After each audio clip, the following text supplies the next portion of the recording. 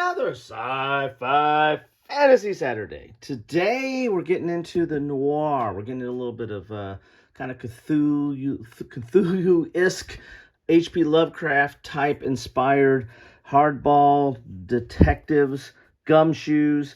This is Arkham Noir, which is a series of games. There's been at least, this is number 3, as you can see right here, number 3, Infinite Gulfs of Darkness.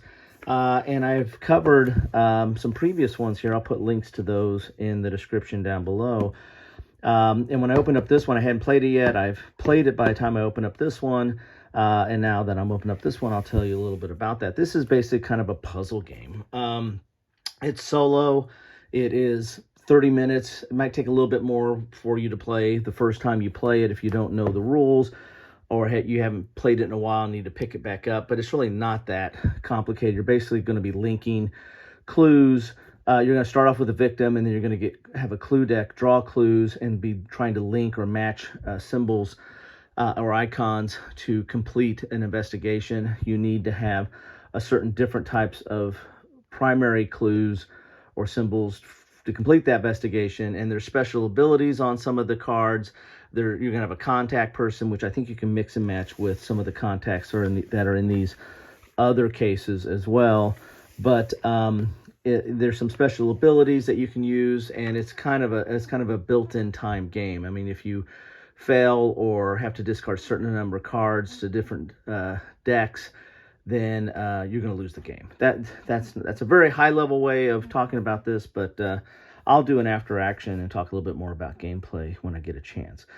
This is case number 3, Infinite Gulfs of Darkness. Arkham Noir is a game inspired by the interconnection of stories by H.P. Lovecraft and other authors, reinvented in crime detective stories.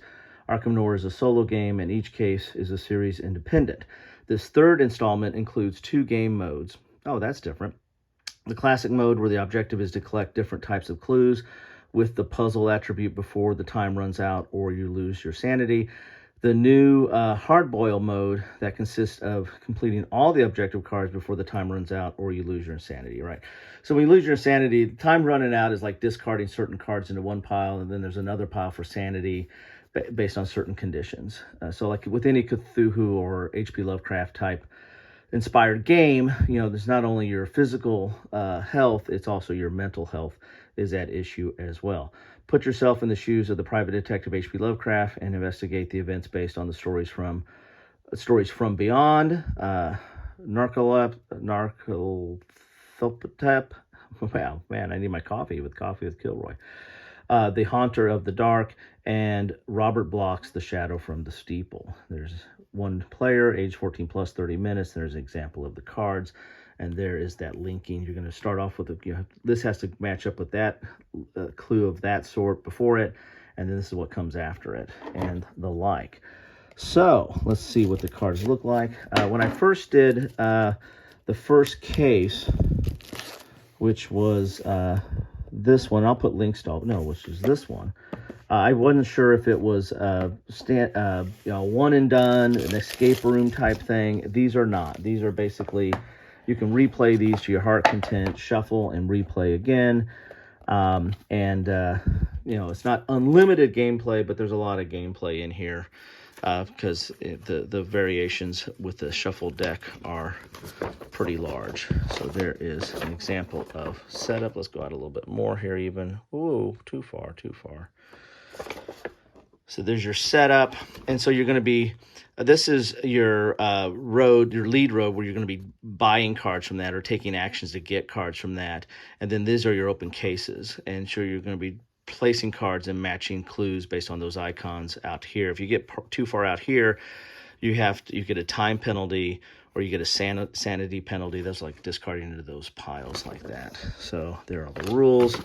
There are some icons and some special abilities. There's card effects on some of the cards that you have to be familiar with. And so you're going to be looking at this part of the rules from time to time to understand that.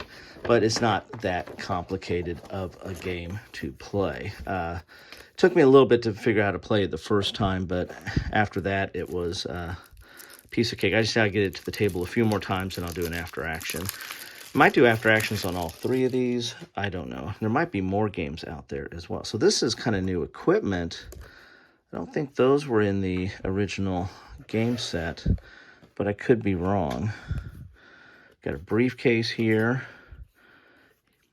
A lot more player aids than previously. There's your turn summary. And this is more of a setup card of where you're gonna. These are like setup cards to set up the board on where to put certain cards in decks, like your draw stack. This is different. Don't see blank cards before. So there's some new stuff in here. There's definitely some new menace. There's a lot of more new stuff in here. And then you have professional contact. I think you can mix and match these professional contacts with the other ones in the other sets, I believe. So a lot of new cards in this one. So those rules look a lot more involved than previously. So the 3rd edition is adding some new stuff to the gameplay here. It really is, or this 3rd case, I should say. And these are your standard cases. The cards you're going to be drawing and playing and trying to match up the symbols and then have the special abilities effects as well. Some cool looking art in there.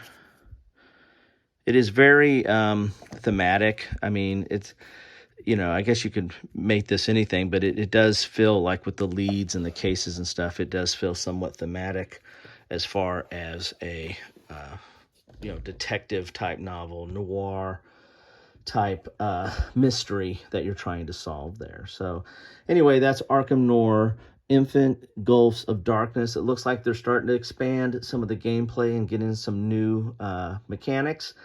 Look forward to that, and I look forward to sharing that with you once I get a chance to get this to the table. Hey, I got it on the table. Why don't I just set it up and play? Anyway, thanks for stopping by. Take care.